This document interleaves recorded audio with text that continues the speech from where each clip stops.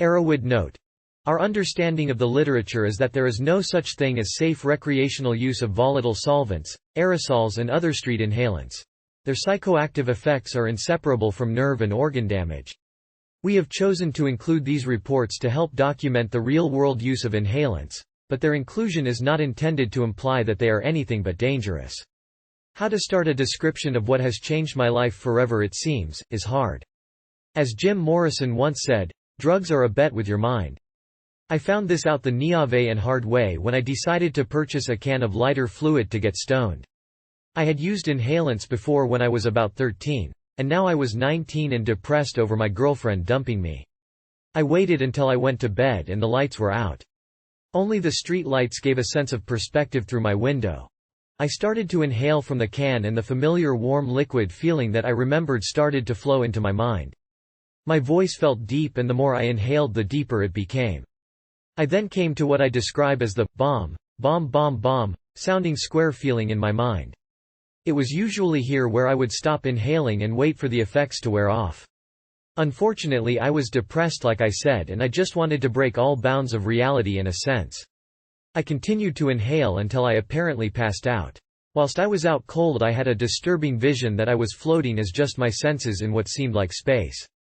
I turned my perception to the left and saw an inverted pyramid siphoning away, and in it I heard the screams of my mother and younger sister.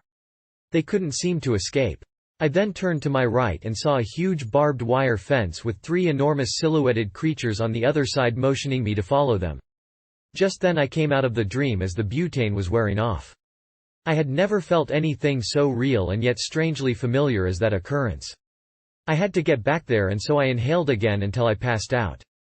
Sure enough, the 3 giant creatures were still there, but now walking away from the fence. My senses decided to leap the fence and follow into the dark wilderness. As soon as I had jumped it, I landed in what seemed like a boxing arena. I could hear what sounded like a vast audience of strange cheers, and I knew I was the main attraction. I could see and feel what seemed like light shining on me, but there was no apparent source. Suddenly a booming voice shuddered my senses by saying, "Welcome to the gamble of life. Do you wish to take the challenge?" At the end of the statement I came to again and found myself back in my bed.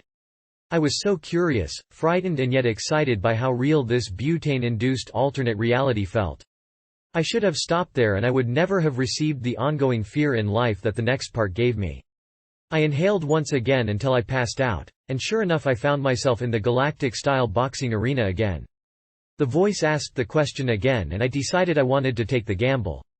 Immediately I knew how to play. All I had to do was let my senses be aware of each of the 4 corners of the boxing ring as they tried to spring up to hit me. The first ring corner sprang up at me like a jack in the box, but since I was aware of this I defeated it. The next 2 I defeated as well. By this time I was starting to think that I was going to win the gamble of life. How wrong I was to make such a premature assumption, for as I was thinking this I turned a fraction too late and the 4th ring corner caught me unaware. The impact smashed my 5 senses in all directions. Boink! Now you're gone, now you're gone, now you're gone, was stuffed into my being. It was all I could hear, it was all I could taste, it was all I could smell, it was all I was, for I had lost the precious gamble of life. The nuclear holocaust between my mental, physical and spiritual being had finally arrived. Space had turned to fill. I was paralyzed in what could only be described as the labyrinth beneath Heaven's Gate. With that the voice continued, "You humans thought you were right, but you were all wrong. Now you are here for eternity, eternity, eternity." By the love of Christ I woke up and suddenly remembered that it was all just a butane dream. It seemed so real I could not help but cry hysterically. After half an hour or so, I calmed down and started to rationalize what I had experienced. I came to the conclusion the only way to cure my predicament was to once again enter the realms of Boink Land, as I now call it. I started to inhale the butane again, and suddenly as a car honked outside, I sprung up like clockwork, realizing the inherent connectedness of all the 5 senses. The car honked, the light flickered, I jumped as the clock tickered. As this happened, I put my hand on the wall and reality as I knew it literally shattered apart. It was like a crystal cracking. Everything faded to nothingness. I, for the first time ever, comprehended the cemented hollowness of eternity. Thank God I came back out of it. Thank God the butane had worn off. This was the end of my youthful innocence and the start of my battle with Boink Land, commonly misunderstood as a mental disorder. I have done time in mental institutions since this, and I have not dared to smoke pot since it sends me straight to boink land, as well as butane. I have always perceived butane as a non-intelligent drug when compared with substances such as peyote or shrooms.